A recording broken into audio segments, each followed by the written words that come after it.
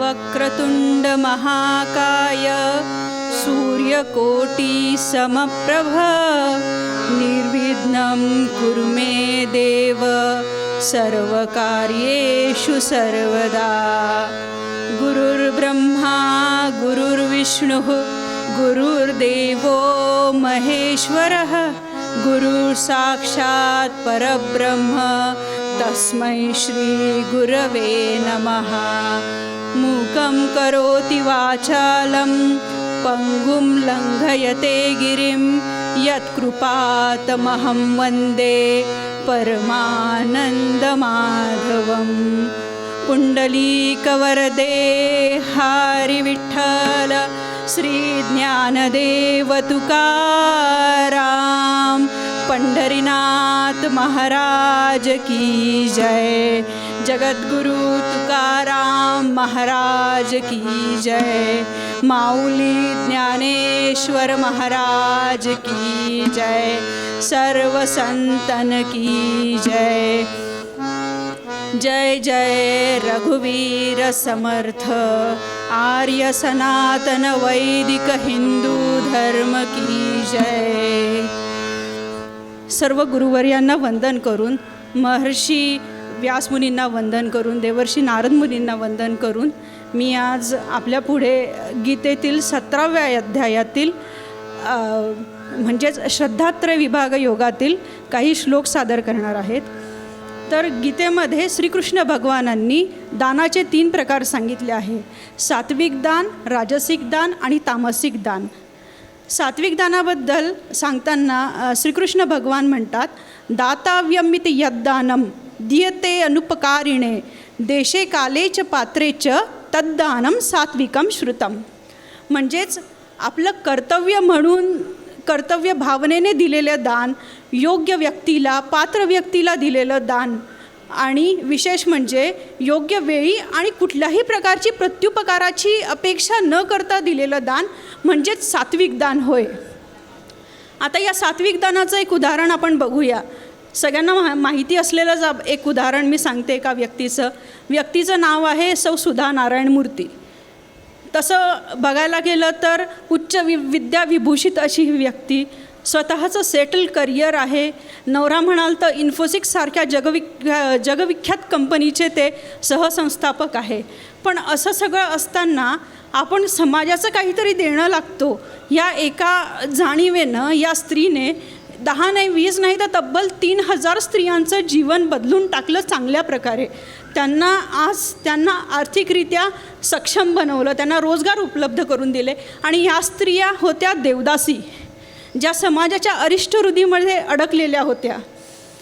आणि हे सगळं करणं काही सोपं नव्हतं, याच्यासाठी त्यांना खूप प्रयत्न करायला लागले। प्रसंगी या माऊलीला, याच देवदासींनी अक्षरशः चपला आणि टमाटेसुद्धा फेकून मारले।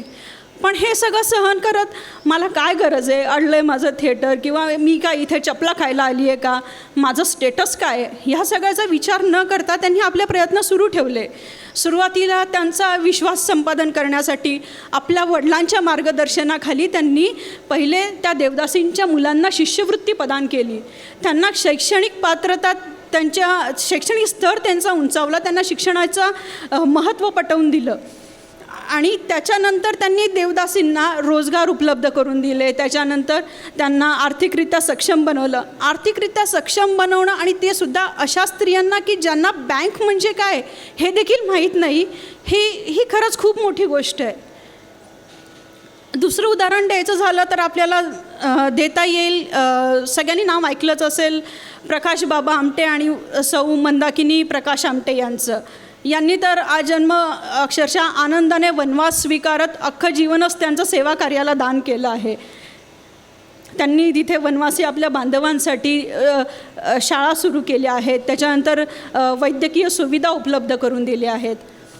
आणि आपण सुद्धा अशा प्रकारचं दान केलं पाहिजे की जिथे कुठल्याही प्रकारची अपेक्षा आपल्याला नको। मग ते श्रमदान असू दे, कुठल्याही प्रकारची सेवा असू दे, रक्तदान असू दे, किंवा कुठल्या गरीब विद्यार्थ्याची शिकवणी घेणं असू दे, किंवा वनवासी कल्याण आश्रमासारख्या एखाद्या संस्थेला दिलेली देणगी असू दे। पण ती देणगी देताना एक गोष्ट मात्र आपण लक्षात ठेवायला हवी की देणगी ही स्वकष्टार्जित आणि सन्मार्गाने कमवलेल्या पैशाचीच असावी. असं नाही आहे की मला आज आलेत पैसे 2 नंबरचे आणि मी त्याच्यातला एक पोर्शन देते, त्याला सात्विक दान नाही म्हणता येणार. सात्विक दान हे स्वकष्टार्जित संपत्तीचंच असायला हवं. तर हे सगळं झालं सात्विक दानाबद्दल. आता राजसिक दानाबद्दल श्रीकृष्ण भगवान म्हणतात, यत्तु प्रत्युपकारार्थम फलम उद्दिश्य वा पुनः दीयते च परिक्लिष्टम तद्दानम राजसम स्मृतम. म्हणजे जे कुठल्या तरी अपेक्षेने केलेले दान असते, जे आपली इच्छा नसताना आपण देतो, त्या दानाला आपण राजसिक दान म्हणू शकतो. उदाहरण देता येईल की मला जर कुठल्या संस्थेला दान करायचं असेल तर माझा एक स्वागत समारंभ तिथे झाला पाहिजे, माझं तुम्ही वर्तमानपत्रामध्ये नाव दिलं पाहिजे किंवा तिथे माझा फोटो छापून आला पाहिजे. तर इथे कुठेतरी त्या दानाला एक अपेक्षा चिकटलेली असते, तर त्या दानाला राजसदान आपण म्हणू शकतो. अनिच्छेने दिलेलं दान म्हणजे आताचंच उदाहरण द्यायचं झालं तर नॉर्मल जेव्हा आपण टॅक्स सबमिशन करतो तेव्हा बघतो की एवढी एवढी अमाऊंट आपल्याला टॅक्सेबल आहे, आता अजून काय करता येईल याच्यामध्ये, देऊन टाकूया कुठल्या तरी संस्थेला दान, त्यांना रिक्वेस्ट करून बघूया 10,000 दिले तर 20,000ची पावती मिळेल का मला. अशा प्रकाराचं दिलेलं दान हे अनिच्छेने दिलेलं दान आहे. असं नको करायला. तुम्हाला द्यायचंच आहे तर अनिच्छेने का देता, तुम्ही आनंदाने द्या ना. आणि तिसरं दान म्हणजे तामसिक दान आहे. तामसिक दानाबद्दल थोडंसं सांगते. तामसिक दान म्हणजे अयोग्य व्यक्तीला दिलेलं दान. तुम्हाला माहिती आहे की ती व्यक्ती त्या दानाचा दुरुपयोगच करणार आहे, तरीसुद्धा आपण ते दान देतो. आता तुम्ही म्हणाल की असं कधी होत नाही. एक छोटंसं उदाहरण त्याच्यासाठी पण देते. रेल्वे स्टेशनवरनं तुम्ही बाहेर पडतात, बाहेर पडल्यानंतर अशी छोटी छोटी मुलं भीक मागताना तुम्हाला दिसतात. आपल्याला खूप कीव येते त्या मुलांची. असं वाटतं की यांना काहीतरी आपण दिलं पाहिजे. आपण देतो त्यांना 5 रुपये 10 रुपये काहीतरी देतो.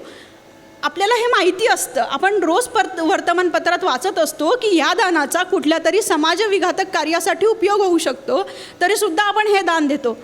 असं नाही की त्यांना दान देऊ नये, पण तुम्हाला खूपच इच्छा झाली, खूपच तुम्हाला कळवळ आलं तर त्याला एखादं फळ द्यावं, एखादा बिस्किटचा पुडा द्यावा, ते सुद्धा त्यांच्यासाठी मदतकार्यच असेल. आणि तामसिक दानाबद्दल अजून एक सांगायचं झालं तर रामदास स्वामी नेहमी म्हणतात की अखंड सावधानता आपल्या आयुष्यात असली पाहिजे आणि ती दानाच्या बाबतीतसुद्धा असली पाहिजे. आपण जर काही देतोय तर त्याचं तो कुठल्या प्रकारे त्या पैशाचा किंवा त्या कार्याचा विनियोग होणार आहे हे माहिती असणं आपल्याला गरजेचं आहे. नाहीतर त्या दानाचं म्हणजे तुम्ही कितीही चांगल्या भावनेने दिलेलं दान असेल त्या दानाचा उपयोग होत नाही. आणि सात्विक दान हेच सगळ्यात श्रेष्ठ दान आहे असं भगवान श्रीकृष्ण भगवद्गीतेत सांगतात. आणि याच आधारावरती आपण सगळे आज एक संकल्प करूया की यापुढे जर दान द्यायचं असेल तर ते सात्विक दान देऊया. एक आता बॅकग्राऊंड व्हेरिफिकेशन करून तुम्ही दान द्या किंवा आपल्याला माहितीतल्या व्यक्तीला तुम्ही छोटी छोटी मदत करा. परोपकार करत राहा जसं आपल्या संतांनी सांगितलं आहे तसं.